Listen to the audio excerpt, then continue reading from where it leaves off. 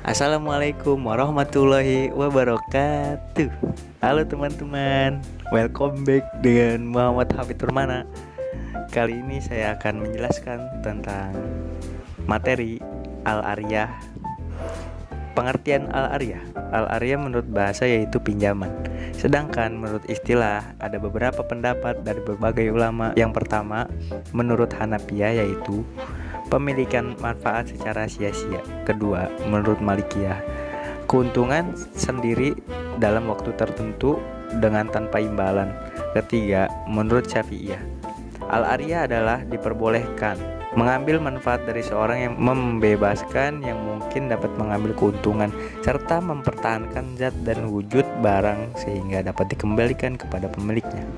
Rukun Al-Ariyah. 1. Orang yang meminjamkan dapat menarik kembali pinjamannya kapan saja selama itu tidak mengakibatkan kerugian bagi si peminjam dan harus dari inisiatif sendiri, bukan dari paksaan. Yang kedua, wajib menjaga barang yang dipinjamkan. Yang ketiga, barang dipinjam, keuntungan serta dapat diterima dari muairan ialah hanya yang diperbolehkan saja. Yang keempat, sigot, ungkapan ijab kabul. Seperti bentuk ungkapan ijab kabul memiliki berbagai cara lisan maupun tertulis. Materi kedua tentang pengertian riba. Riba secara bahasa menurut orang Arab sebelum datangnya Islam, riba artinya adalah bertambah atau berkembang. Bisa diartikan meninggi. Begitu pula dengan luka, tanah, harta, dan lain-lain. Dasar hukum riba dalam surat Al-Baqarah ayat 275. Sejarah riba dikenal pada masa peradaban Firaun di Mesir. Yang kedua, kemudian umat Yahudi memperkenalkan riba kepada bangsa Arab di Semenanjung. Yang ketiga, dari kota Taif, praktik riba menjalar ke kota Mekah dan dipraktikkan oleh kaum Quraisy. Macam-macam riba. 1. Riba nasiah, riba qard, riba fadl, riba jahiliyah.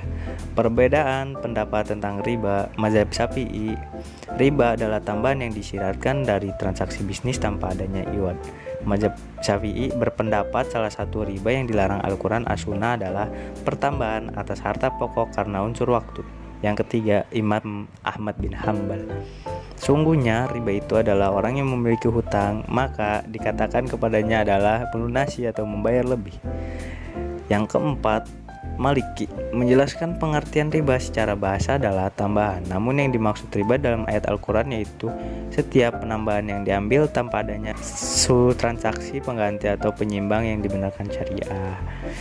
Solusi mengatasi riba. 1. Mengubah riba menjadi akad kredit. 2. Mengubah riba menjadi akad bagi hasil. Yang ketiga, mengubah riba menjadi gada. Yang keempat, mengubah riba menjadi sedekah. Yang ketiga, konsep khiyar pul menurut Islam.